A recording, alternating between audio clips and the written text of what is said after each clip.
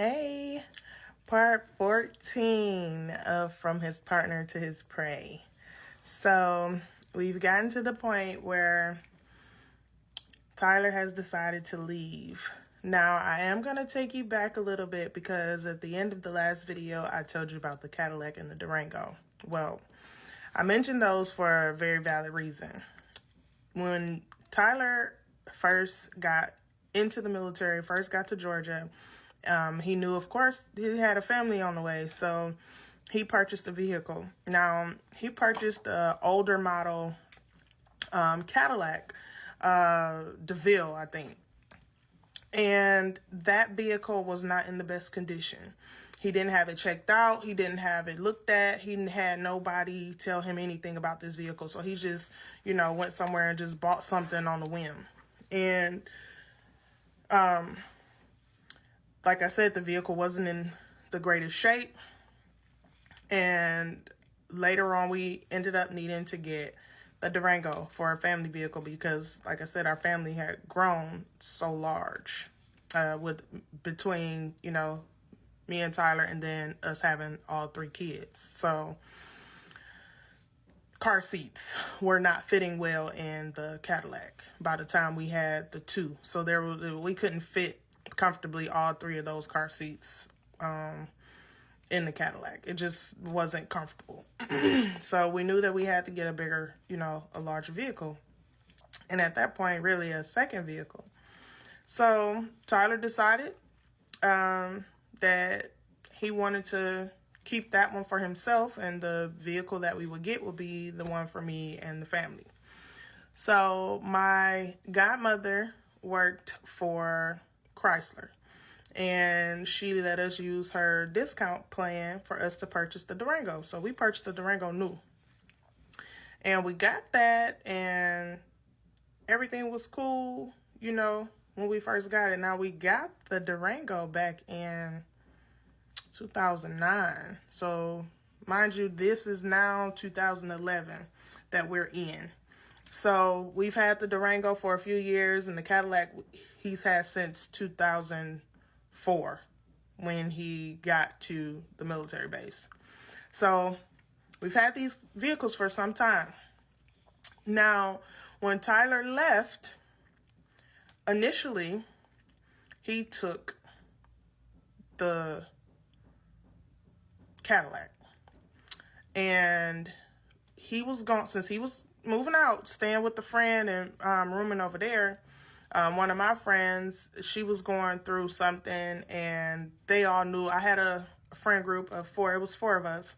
And all of my friends knew what was going on. And this is just my friend group, aside from, one of them was a military spouse as well. But the other 2 were not. So, but this is the group that I was the closest with.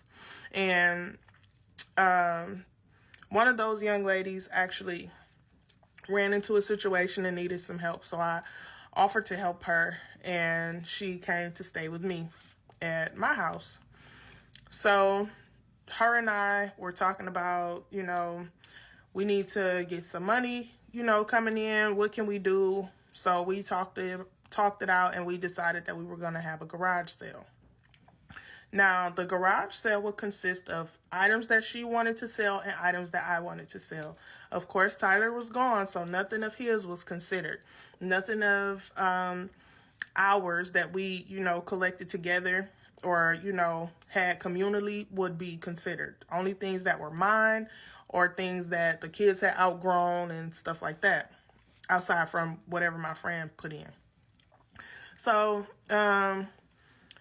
Tyler ended up finding out about it because me and my friend had planned it out for some time and, made signs and was trying to put the word out because we wanted people to come to, to the garage sale. So Tyler found out about it, and when it came time for us to do the garage sale, he showed up afterwards.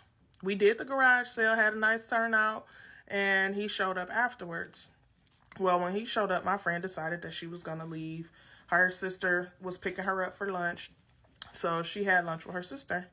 And while she was gone with her sister, Tyler came to the house and began to tell me that whatever I made from the garage sale, half of it was his. I owed him, you know, because he was the reason why I had that stuff, and like I owed him. So he asked me how much I made. I told him half of what I actually made and gave him half of that. So I gave him a quarter of what I made. No, I didn't have to give him anything at all. Be clear. Let's be clear on that. I did not have to give him anything, but I did because I was just trying to keep the drama down because I didn't want no problems. I don't feel like dealing with none of this. I just want to get you to leave. So, at this time, it was probably about close to a month since Tyler had been gone.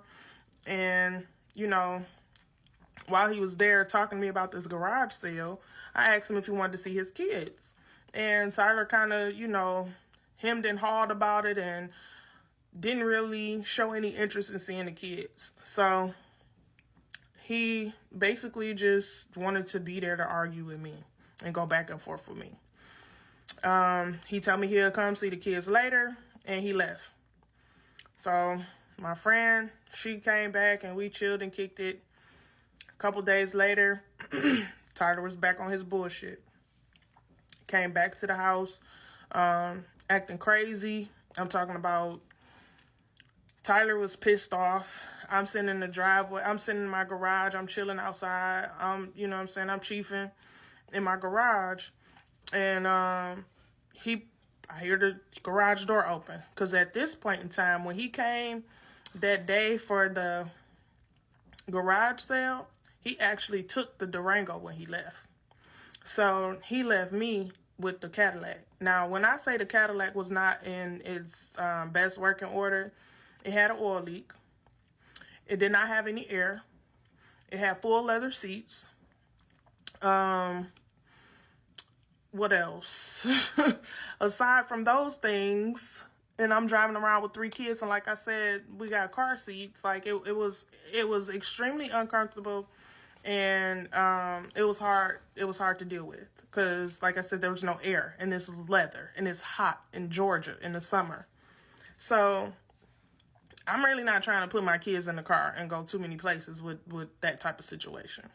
So, like I said, Tyler took the Durango and he left and came and, you know, went back. Then when he came back, a couple days after the garage sale is when he was acting stupid.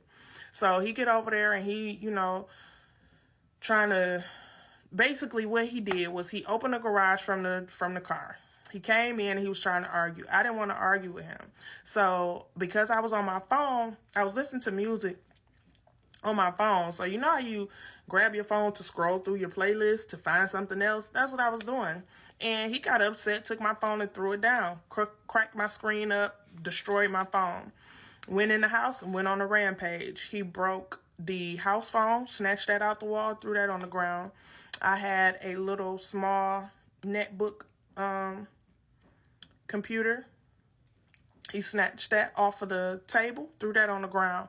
I had bought me a beautiful, it was so nice. I love this printer. It was a nice 4-in-1 HP printer, had all the bells and whistles because I was running my stationery business at that time. Well, I had it for my stationery business and used it for my daycare and all of that. So I love this printer, and I was, you know, still using it for things that I needed, you know, day to day, because it was a dope printer. Scanner, fax, like it was everything, okay? And so he took that, threw it on the floor. He broke up everything. My kids were on the other side of the house. Well, the garage was off the kitchen. You had to walk through either the kitchen, through the dining room, through the living room to get to where the kids were, or you could walk through the office and get to where the kids were. So the kids are on their side of the house, and they start coming from out towards, you know, the living room towards the kitchen way. So when they did that, Tyler flipped the table with my youngest daughter's, she had a case of beads. He flipped the table. Case of beads flies up in the air. My kids are screaming. They're terrified. And that was the last time they saw their father. Part 15.